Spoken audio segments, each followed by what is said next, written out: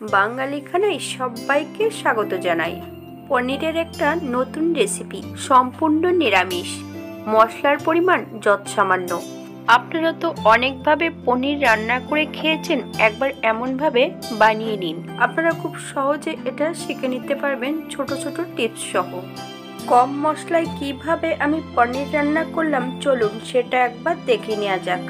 এখানে বেশ কিছুটা পনির নিয়ে নিয়েছি, ছোট ছোট টুকরো করে কেটে নিয়েছি। আপনারা আপনাদের পছন্দ মতন পনিরগুলো কেটে নেবেন।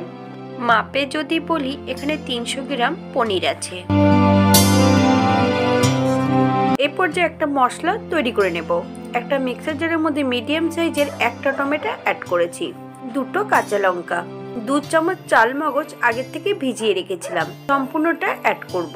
বেশ কিছুটা আদা, সামান্য একটু জল দিয়ে একটা মিহি পেস্ট তৈরি করে নিতে হবে।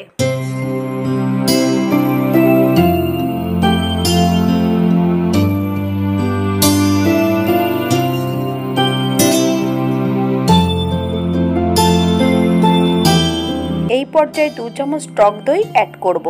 মশলাটাকে একপাশে সরিয়ে রাখবো। একটা কড়াইতে 2 চামচের মতন সাদা তেল অ্যাড করেছি, হাফ চামচ ঘি। বেশ ভালো করে গরম করে নিতে হবে।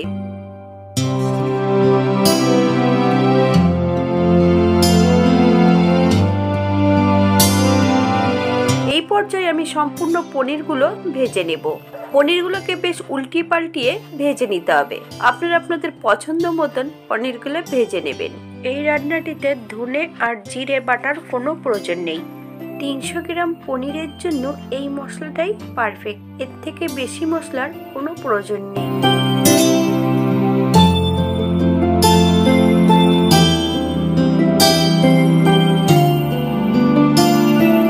পনিরগুলো নরম হওয়ার জন্য একটা পাত্রে বেশ কিছুটা ঈষদুষ্ণ গরম জলের মধ্যে সামান্য একটু নুন দিয়ে ভাজা পনিরগুলো ভিজিয়ে রেখে দিতে হবে 10 থেকে 15 মিনিটের জন্য।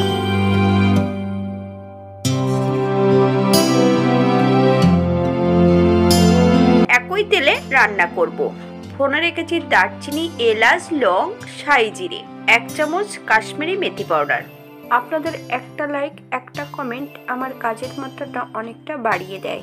হাতে সময় থাকলে একটা লাইক, কমেন্ট, শেয়ার করবেন। ফোড়ন থেকে সুগন্ধ বেরোলে সম্পূর্ণ বাটা মশলাটা অ্যাড করতে হবে। বাটা মশলাটা যখন অ্যাড করতে হবে একদম লো ফ্লেমে। হাফ চামচ নুন আর হাফ চামচ হলুদ গুঁড়ো। আপনারা স্বাদ অনুসারে নুনটা অ্যাড করবেন।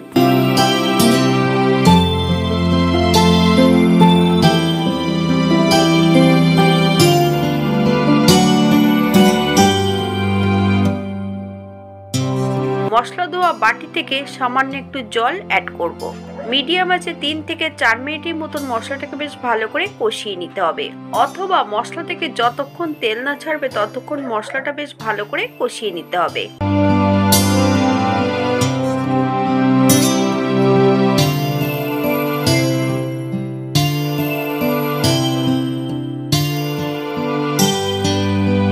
মশলা থেকে তেল ছেড়ে দিয়েছে। এই পর্যায়ে সম্পূর্ণ জল থেকে পনিরগুলো অ্যাড করব। পনির ও মশলা সহ বেশ হালকা হাতে 2 থেকে 3 মিনিটের মতন কষিয়ে নিতে হবে। রান্নাটি করছি মিডিয়াম আছে। মশলা যত ভালো কষানো হবে, তরকারির স্বাদ এবং তরকারির রং দুটোই দ্বিগুণ বেড়ে যাবে।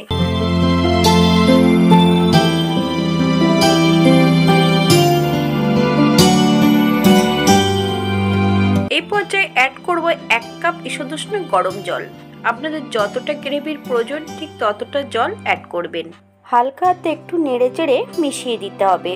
এই পর্যায়ে 2টো কাঁচা লঙ্কা অ্যাড করেছি। আপনারা যদি পছন্দ করেন তাহলে পরিমাণে বাড়িয়ে দিতে পারেন।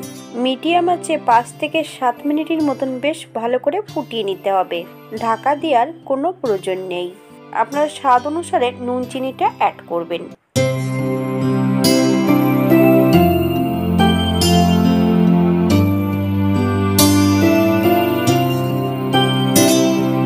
এই পর্যায়ে আমি গ্যাসের ফ্লেমটা অফ করে দেব। 1 চামচ কাশ্মীরি মেথি পাউডার হাতে ডলে অ্যাড করব। আপনারা যদি পছন্দ করেন তাহলে পরিমাণে বাড়িয়ে দিতে পারেন। 5 মিনিটের জন্য স্ট্যান্ডিং টাইম দেব, তারপর সার্ভ করব।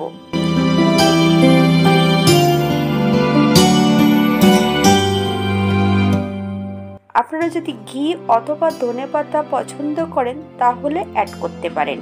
এটা দেখতে যেমন ভারী সুন্দর হয়েছে, এটা গরম ভাতে, রুটি সবকিছুর সঙ্গে অসম্ভব ভালো লাগবে।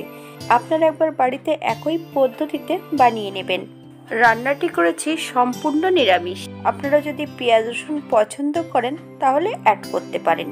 সবাই সুস্থ থাকবেন, ভালো থাকবেন। অন্যদিন একটা নতুন রেসিপি নিয়ে আপনাদের সামনে আবার আমি হাজির হব। ভিডিওটি ভালো লাগলে একটা লাইক কমেন্ট করে পাশে থাকবেন। ভিডিওটি দেখার জন্য ধন্যবাদ।